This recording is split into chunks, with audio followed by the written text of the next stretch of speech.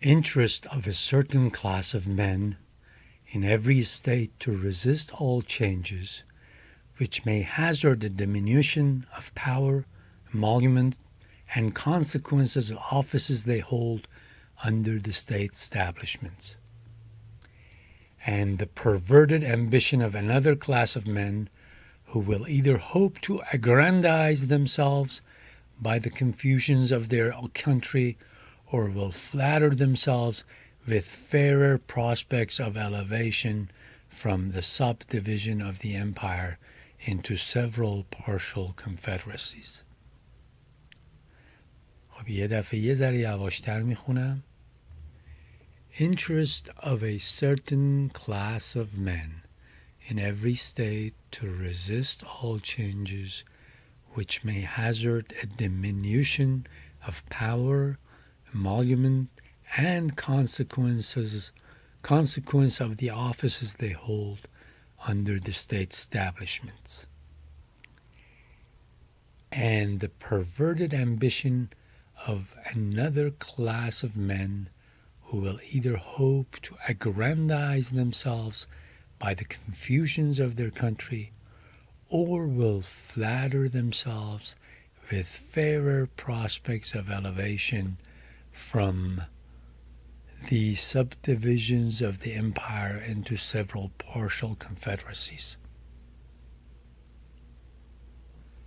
خب لب مطلبی که این قسمت این مقاله یک میگه دو مرتبه همون چیزی که پیشنهاد کردم قبلا، همش داره به مردم میگه ما این طرح که به محض اینکه اومد بیرون، اینایی که توی ایالت‌ها قدرت دارن و خب یه منصبی دارن، اینا میترسن این فدرال گاورمنت که رئیس ما شد یه دفعه اونا منصبشون تو سرشون بخوره، پولشون کمتر بشه، قدرتشون کمتر بشه، بروبیاشون کمتر بشه. همش داره پیشنهاد میکنه که گوله اینطور آدم ها رو نخورید، چون اینا یه نقشه هایی دارن که یا خودشون آقا سرصاحب واستن و خودشون رو همه کاره بدونن، یا برای بعضیاشون که جاه طلبی بیشتری دارن، جای این که این ایالت فدرال سیستم فدرال رو قبول بکنن، بیان با 2-3 تا ایالت دیگه مجموعاً بشن یه کنفدراسیون و این کنفدراسیون خودشون رو بکنن یه شغل خیلی بالاتری بدن، چون خودشون در دست خودشون بوده که این کنفدراسیون رو ساختن. همش داره به مردم میگه گول اینا رو نخورید. خب حالا یه چند تا واژه ببینیم. interest که یعنی منفعت، interests میشه منافع. اینجا نگاه کنید certain class of men. class of men یک طبقه مردم، یه طبقه مردا. certain class of men، certain اینجا میشه مشخص. یه گروه آدمای، یه طبقه آدمای مشخصی هستن که in every state در هر ایالتی to resist all changes. resist یعنی مانع شدن، مقاومت کردن، all changes تغییرات، یعنی مانع تغییراتی بشن که which may hazard یعنی به خطر انداختن، a diminution of the کاهش، تقلیل، diminution یعنی کاهش و تقلیل، منطقه هستین اینجوری بخونیم a diminution of the power, emolument and consequence of the offices they hold under. یعنی هم قدرتشون کم بشه، emolument مواجب و حقوقشون کم بشه، یا پیامد مناصبی رو که دارن قدرتشون در اون مناصب کم بشه. They hold under the state establishments. They hold under یعنی کارهایی که در دستشون الان.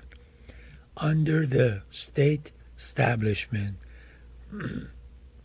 در کارهای اداری، مؤسسه های اداری ایالتی که الان دارن نمیخوان قدرتشون کم بشه. بعد and the perverted ambition. ببین ambition یعنی جاه طلبی، خب، ولی بعضی وقتا تو انگلیسی الان استفاده میشه،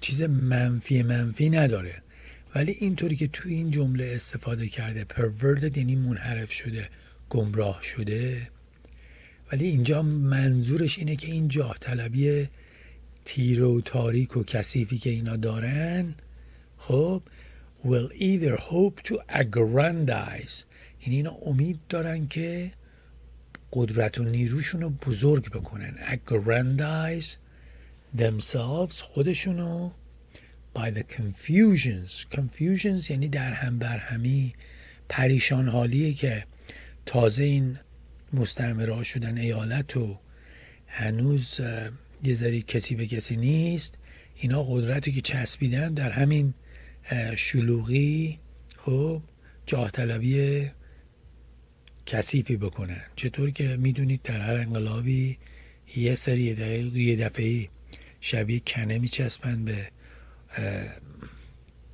قدرت و شروع میکنن حق دیگران رو خوردن.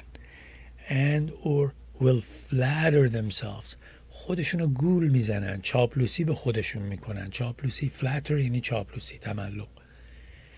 will flatter themselves with the fairer prospects of elevation، یعنی خودشونو گول میزنن که ما میتونیم چشماندازی به آینده داشته باشیم، خودمونو بالا بکشیم. elevation یعنی بالا بکشیم.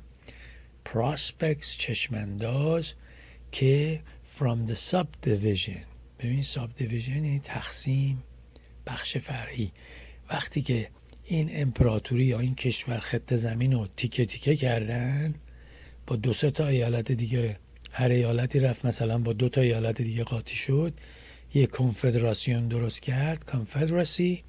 اینا خودشون یه کاره‌ای بشن تو اون کنفدراسیون، در صورتی که میترسیدن اگه برن زیر سیستم فدرال خب قدرتشون حسابی کم بشه.